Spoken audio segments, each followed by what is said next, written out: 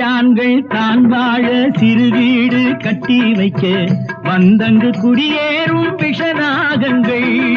கரையான்கள் தான் வாழ சிறு வீடு கட்டி வைக்க வந்தங்கு குடியேறும் விஷநாகங்கள். திருக்கோயில் உருவாக்கி எளியோர்கள் வைத்திருக்க கோழிகள் வரலாமோ பதில் கூறுங்கள். திருக்கோயில் உருவாக்கி எளியோர்கள் வைத்திருக்க கோழிகள் வரலாமோ பதில் கூறுங்கள். நாம் எத்தனுக்கு எத்தனடா சித்தனுக்கு சித்தனடா எல்லாம் தெரிஞ்சவண்டா.